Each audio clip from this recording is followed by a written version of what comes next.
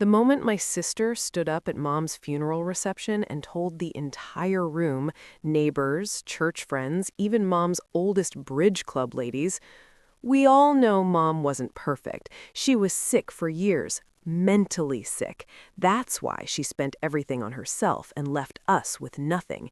Sarah tried to help, but honestly, she enabled it. The silence that followed felt like ice water pouring down my back.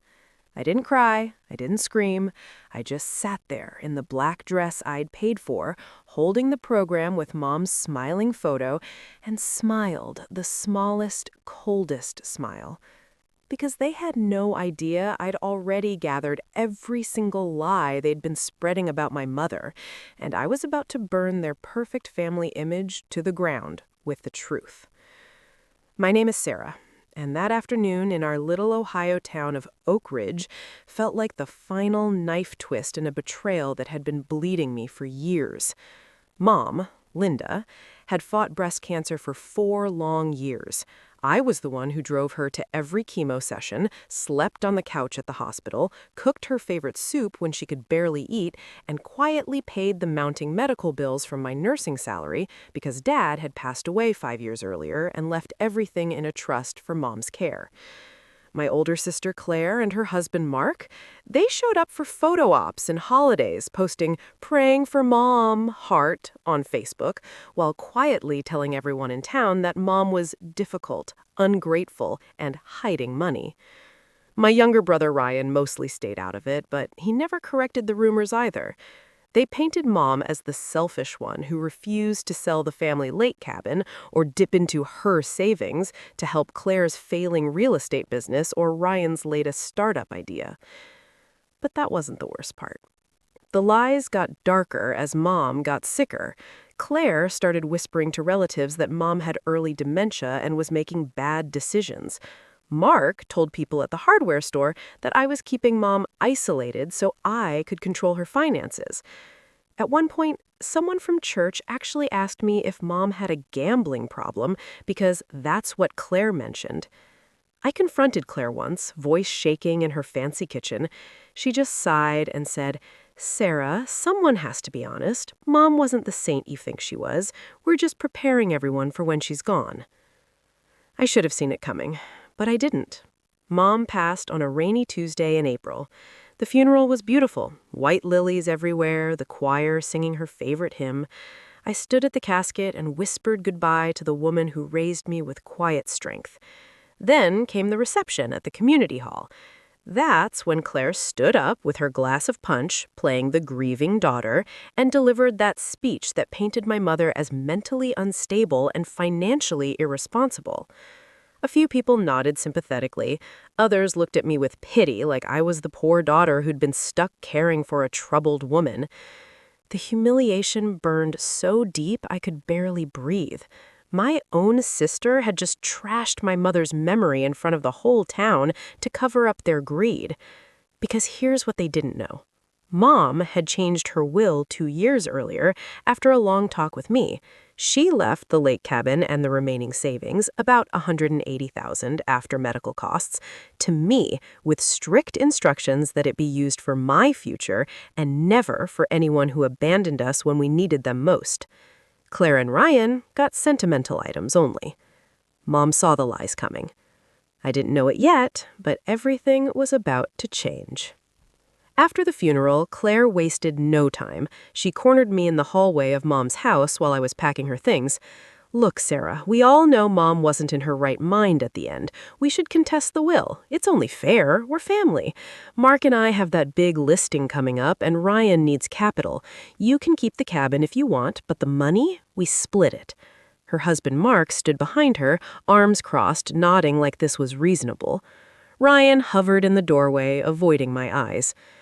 I felt the rage rise, but I swallowed it. Instead, I said softly, "I'll think about it." That night, I drove home, locked my door, and started planning in complete silence. No shouting, no threats, just cold, strategic moves. First, I hired a quiet estate attorney in the next county, one who specialized in contested wills and elder financial matters. I gave him every record: Mom's medical notes proving she was lucid until the very end, bank statements showing I'd personally covered over $94,000 in uncovered treatments, and timestamps on the rumors Claire had been spreading on private group chats I'd been secretly screenshotting for months.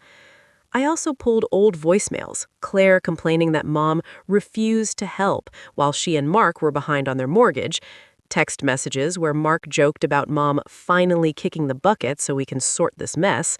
I compiled it all into a folder that grew thicker every week. But things got worse before they got better.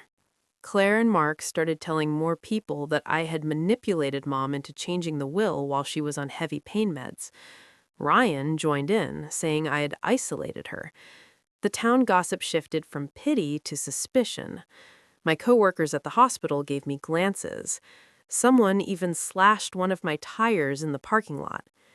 I cried in my car that night, but the tears only made me sharper. I didn't confront them. I just kept building. Plot twist number 1 came 6 weeks after the funeral. Ryan showed up at my apartment, drunk and guilty. "Sarah, Claire and Mark have been draining Mom's old joint account for years using power of attorney papers they got her to sign when she was first diagnosed. They told her it was for family emergencies. Over 70 grand gone on vacations, a new boat, and Claire's failed boutique. I only found out last month." He handed me printed statements he'd secretly copied. My brother, the one I thought was neutral, had finally cracked under the weight. I hugged him and said, "Stay quiet for now. I've got this." Ryan became my secret inside source after that. Plot twist number 2 hit like lightning 2 months later. While reviewing Mom's old tax returns with my attorney, we discovered something shocking. Claire had filed false claims years earlier, trying to declare Mom incompetent to gain control of the lake cabin for a development deal she was secretly negotiating with a builder. The paperwork had Mom's forged signature on one page. My attorney's eyes widened. "This is elder fraud territory. We can involve the state if we want." I chose patience instead. I wanted them to feel the fall slowly. The silent revenge phase was pure strategy. I let the will probate move forward normally while I quietly bought out the small mortgage on Mom's house using my savings and a portion of the inheritance that had already transferred to me. I transferred the lake cabin into a trust in my name only. I started a small foundation in Mom's name, Linda's Light, dedicated to helping cancer patients with uncovered costs. The first donations came from me, but I made sure local news knew the story behind it. Then I waited. The big reveal happened at the final probate hearing in the county courthouse on a crisp October morning. The room was packed because Claire had made sure half the town knew there was drama over Mom's estate. She and Mark sat on one side, looking confident in their best clothes. Ryan sat with me. My attorney slid the thick binder across the table.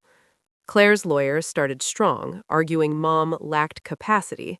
Then my attorney stood up and said calmly, "We have evidence to the contrary and evidence of fraud committed against the deceased." He started presenting. First, the medical records proving a mom's lucidity, then the bank statements showing the unauthorized withdrawals, the texts, the voicemails, the attempted forgery on the power of attorney documents. The room went dead silent. Claire's face went from smug to pale. Mark started sweating. When the judge asked if they wanted to respond, Claire whispered something to her lawyer, who looked sick.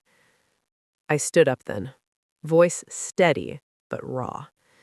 My mother spent her last years fighting cancer, while her own daughter spread lies that she was crazy and selfish. She did it to steal what Mom worked her whole life to protect. I didn't come here for revenge. I came here so my mother's name is cleared, and so no one else in this town believes the poison they've been spreading. The judge ruled in my favor on every count. The will stood. The unauthorized transfers had to be repaid with interest. The state investigator, who was quietly sitting in the back, took notes. Claire and Mark would be facing separate charges for financial elder abuse. What happened next shocked the whole town. Claire and Mark's real estate business imploded within weeks.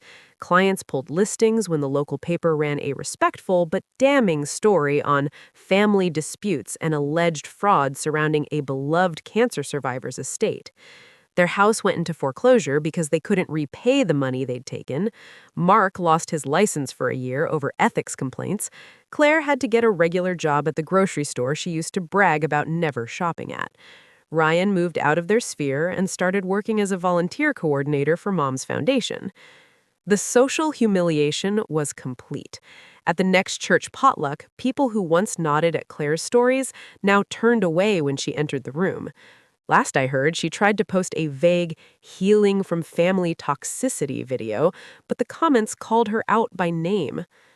I kept the lake cabin and turned part of it into a quiet retreat for TANF patients and their caregivers. Mom's house became a warm home where I finally unpacked my own life without guilt. The foundation has already helped 12 families with bills Mom would have wanted covered. Sometimes I sit on the dock at the lake cabin watching the sunset paint the water gold, and I think about that funeral reception and Claire's voice cutting through the room. I don't hate her anymore. I just feel free. Here's what I want you to hear if you're watching this and your family has ever trashed the memory of someone you loved to cover their own greed. Protect their name the way they protected you. The truth has a way of rising, especially when you document everything quietly and let the facts speak louder than their lies. Money and property can be replaced. A parent's reputation, their legacy, is priceless. I exposed everything, not to destroy my sister, but to honor my mom. And in doing so, I finally set myself free. If this story hit you in the chest, hit that like button, share it with anyone who's been carrying the weight of family lies, and subscribe to Revenge with Melissa, because there are so many more stories of quiet strength and karma that needs to be told. You're not alone. And sometimes the most powerful revenge isn't loud. It's simply refusing to let them rewrite history. I'm Sarah. This is Revenge with Melissa, and I'll see you in the next one.